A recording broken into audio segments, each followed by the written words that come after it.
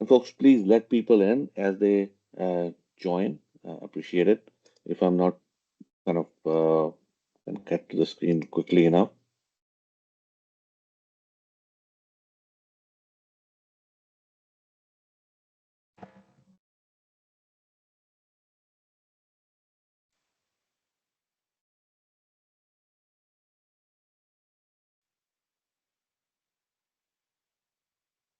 Okay, folks.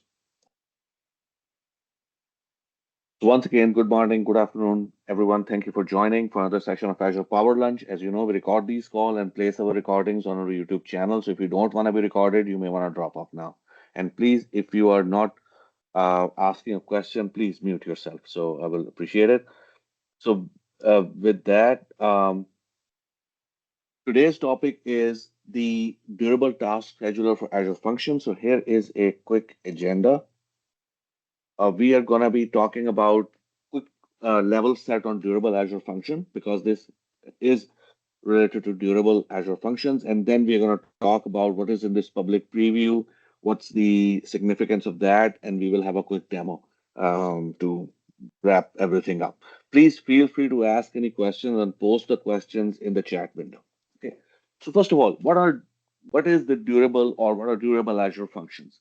Durable Azure Functions is a feature of Azure Functions which allows you to have stateless function in a serverless compute environment. So think of it. Functions are stateful Azure function in a serverless compute environment. So normally functions are stateless.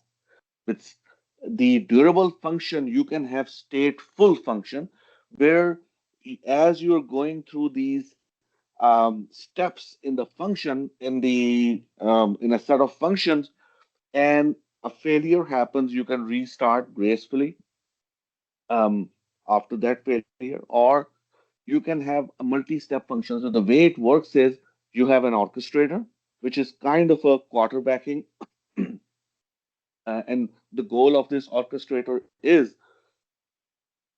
to make sure that all of the entity functions, or what we call the functions which are actually doing the work, are run appropriately. So you can have different scenario. You can have a fan out. You can have a function chaining. One second. So all of these scenarios are addressed by Azure Durable Functions. Okay, they have been out there for quite some time, and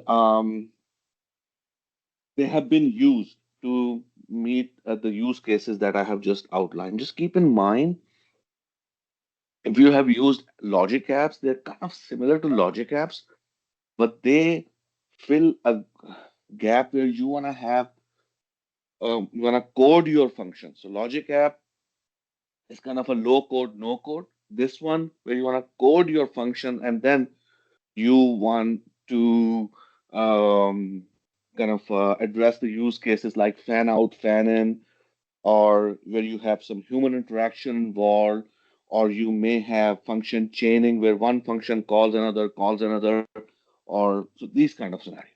Okay, so that's where you want to use durable function. So let's move on. Let's move on to what's the so before we go into the durable um, task scheduler, um, the key one of the key piece of the durable function is the backend storage, where the state of the function is stored. Because you realize, that you have an Azure durable Azure function that's running. If to make the function durable, to make sure that it is stateful, you have to store the state somewhere. Okay. So far, there are three bring your own um, storage that you can use with durable function. One of that is Azure Storage. Another one is Nearthrive, and the third one is my Microsoft SQL. So you can bring any of these, and it can work as the backend storage or the state storage for these for the durable function, because that's, you have to store the state so it can restart all of that information. Okay, this one is the durable task scheduler is the first one, a managed storage for your durable function. And what it does is, why you have this, because it overcome certain challenges that were there with bring your own. For example, it reduces the resource consumption. So you don't, basically, it is developed by Microsoft Research, and it addresses this specific scenario and reduces the use of CPU and memory to work more efficiently. Okay. The second part is, it has more stable, because the kind of is a separation of concern. Now your app is not concerned, or uh, the state is stored by this managed provider. So any fault that happens, that is that fault does not impact your application. So just keep that in mind. So that's the fault isolation piece of it. Then you have the independent scaling. So you can scale this storage. At this moment, it's in public preview, but as we go further into a GA, we will see, hopefully, we'll see like how the scaling works. And finally, you have improved support experience where you have dashboards and things like that. So you can diagnose issue with the scheduler itself. And if we look at the key features, the three key features that we're going to be talking about is the dashboard. So there is a dashboard available where you can look at your orchestrations. Orchestration mean your durable task workflows. As I said, there's an orchestrator and then there's entity functions. So you can see how these functions have executed. If there is any issues, you can restart. You can see the outputs and things like that. Okay, you can have multiple task hubs. So just to save cost and to improve your the scale, you don't have to have a durable task scheduler for every function. You can have multiple task hubs attached to a single task scheduler, and task hub is basically where your function connects to store its state. So there's one task hub per Azure function. Okay, and finally there is a emulator for local development. So you don't have to deploy it in Azure and then test it out. You can test it locally, make sure everything is looking good, and then deploy it into the cloud. Okay. Any questions so far? Okay, so let's take a look at the demo. And what I'm going to do is, I'm going to use Visual Studio. So what we're going to do in this demo, we're going to create a durable function, run it, and then we're going to kind of add the task scheduler support, run it, and then we will look it into the cloud. So basically, run our durable function, then run a durable function with durable task scheduler support to run the local emulator, and then finally we will run it in the cloud. Got it? So let's create a new project, and I'm gonna create Azure function. I'm gonna call it Dura Func03. Okay, and let's go ahead. Okay, and we are doing, just keep in mind, use .NET 8 isolated support and just pick Dura function orchestration. Okay, and that's it. We will create the function. The function has been created. I'm gonna go in here and make it 3. I'm gonna name this one, and it's gonna ask me, okay, what is that? Show potential fixes. It's gonna,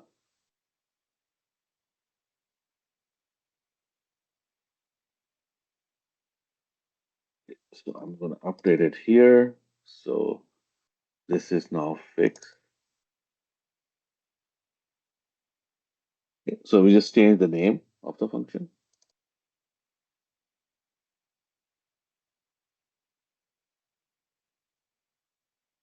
So with that, let's build it.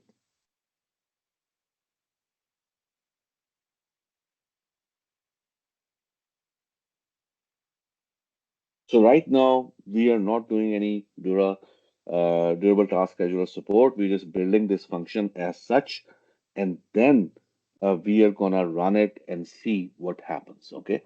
So let's run this function, and I want to just show it here. This is basically building it, and it's running the function. And give it a second. Okay, so this is your function, and if I um, do a control click, it's now running the function. You can see it here. It has ran the function. So basically, it's a very simple function. If we take a look at the code, it's just calling, there's one orchestrator, and there are three entity activities which are just saying, say hello. So just logging something. Okay. No big deal. I mean, this is, we want to keep it simple. So we will, the goal is not to show complexity. Goal is to show how durable, durable task scheduler works. So let me stop it here, and we're going to add a few things to make sure it can support durable task scheduler. So first of all, we go in and we add gonna go in here, and we're gonna manage NuGet packages, and we are going to browse here and add this one. Okay. So this is the extension that we are gonna be installing. Yes. So let's install this extension.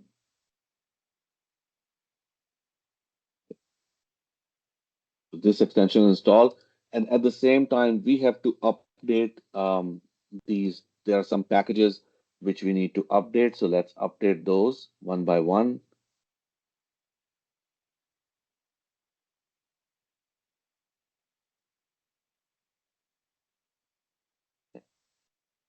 Okay, update the second one. Okay, and then there are two more. Let's update those. You can choose select all and update all of them. Yeah, that's a good one, man. I did not notice. That's a good one. So yeah, let's do that.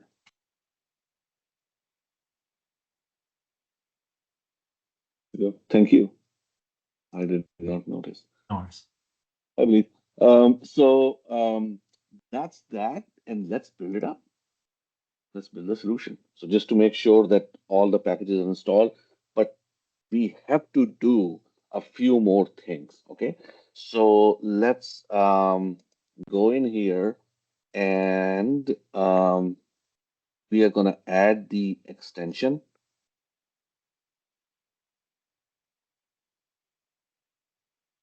So let's see.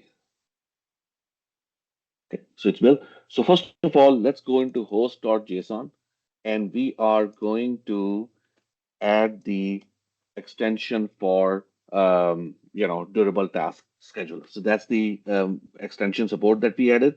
And the second thing we're going to do is we are going to add the entries in the local settings.json where to how to connect to um, the endpoint.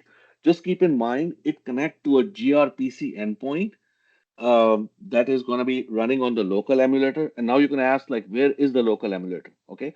So local emulator, we are going to run it inside a container. Okay. So here is the um, command to run it. You have to first download the container. I have already downloaded it. So I'm just going to run it. Okay. Now the container is running. So what I'm going to do is I'm going to go to my Docker desktop. Okay. So this is my Docker desktop, and it is showing me the running container. So there are, so 8080, 8082, both the ports, it's the container is running. And at this moment, we are ready to basically run our function against this emulator. Okay. And in a second, I will show you where is the dashboard is running, but let's run our function first. Any questions, folks? Think of it. What we are doing is right now we are running this function locally inside an emulator. Okay. And there are, as I said, there are two endpoints. The 8080 endpoint is the gRPC endpoint that our function app will connect to talk to the scheduler. And 8082 is the portal endpoint. So let's run this one more time. So we are running this function. It's building up.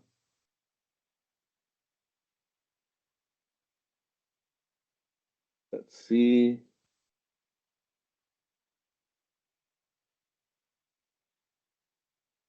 Okay, so the function is running. This is the port that the function is running on, and I'm gonna do is I'm gonna click it to start it. So look, this is the we are calling the REST function, and it's gonna be give us some, run it in a second. Let's see. Yeah, so it's running. So now let's go to the dashboard. Okay, so I'm just gonna type here local host colon 8082 where our dashboard is running. So look, very nice dashboard. I mean, this is a part of the emulator, the container image that we are running. Let it come up. So this is my task hub. This is the default local task hub. Let's click on that. And it shows you what are the different orchestrations that are running. So right now, this is the one orchestration. If you know, this is the name of a function we just ran. So let's click on it. And this is the so it gives you all the information. So this was the orchestration function. It started at this time. How much time did each orchestration took? If I click on that, this will show me this was the input, this was the output. So each function showing input and output. So if there are multiple function, and there may be, I mean, that's where you have option to restart. You see purge, terminate, resume. So if something is stuck, you can restart from there, all of it. Okay, so uh, that's kind of support is available for doing the local testing. Okay, any questions, folks? Okay, so now let me stop this. So just to save time, I have already deployed a function in Azure. This is my resource group.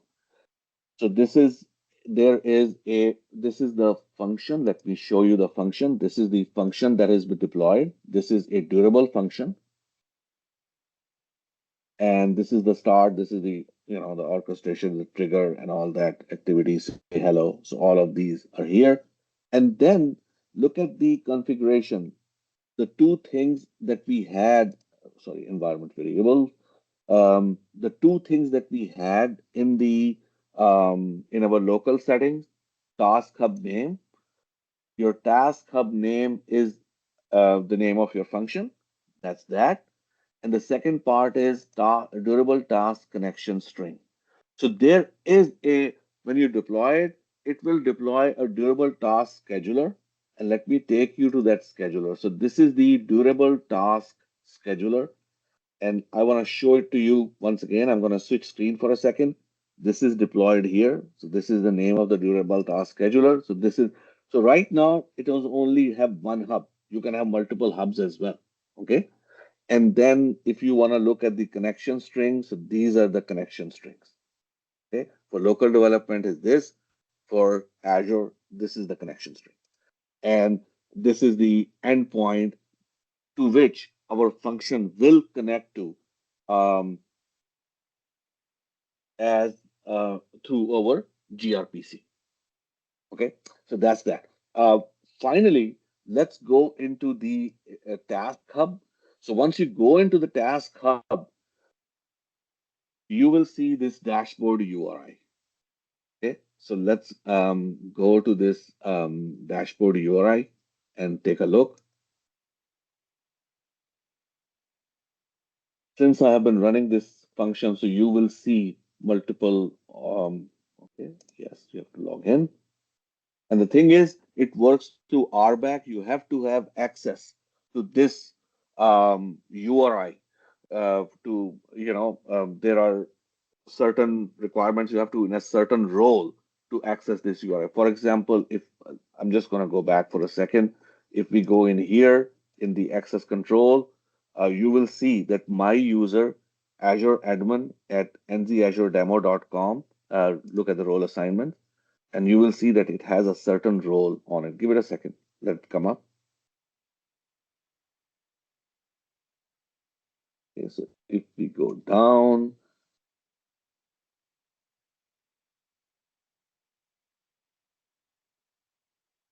you see, durable task contributor. I have given Azure admin the role of durable task contributor. On the other hand, what is this? This is the managed identity of our Azure function.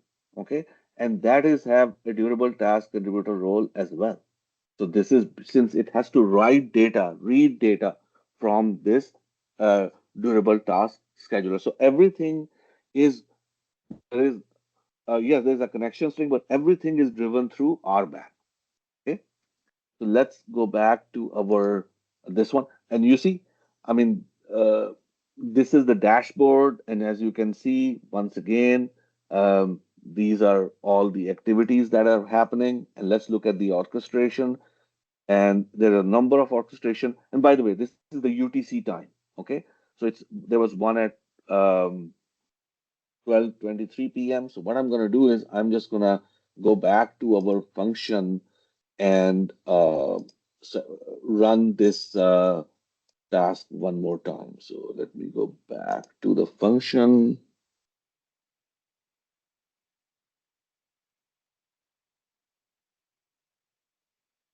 Okay, and I'm going to go in here. Give it a second. Let it come up.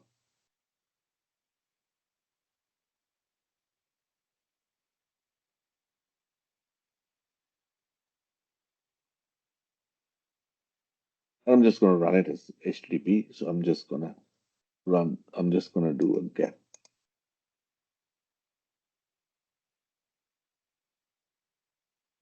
Okay, so we ran it twice. And let's come back here and let's refresh it. Right now there's 19, it should be 21 now.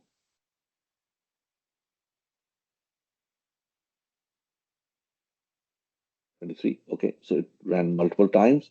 So you see here, this is these are the tasks that ran 122 milliseconds. So let's go into this orchestration function. And what we can see here is this is orchestration, say hello, and that's how this is running. So we can look at different values. The point is um, that you are not managing any storage. Number one. Number two, you're getting a dashboard. You're getting the ability to test it locally. And number three, you are, uh, you know, you're getting a high performance from this particular, uh, bring your own storage. So, any questions, folks, before we could do a quick wrap up? There's a question. Let me see. Chat.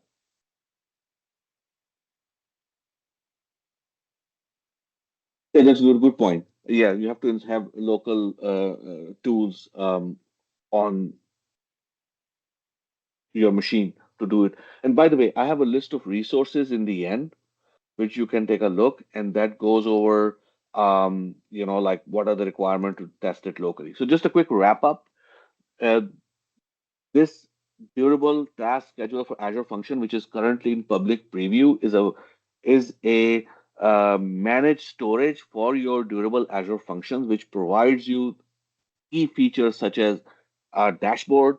You can have multiple task hub for the same durable task scheduler for saving cost, and you have an emulation for the local development. So if you want to develop locally, you have an emulator that you can run, and it allows you to run and test this thing out locally. Just keep in mind, this is not free. There is a cost associated with, since it's in public preview.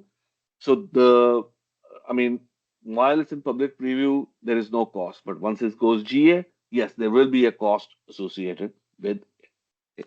So that's all I want to talk about today. Just last call for any questions.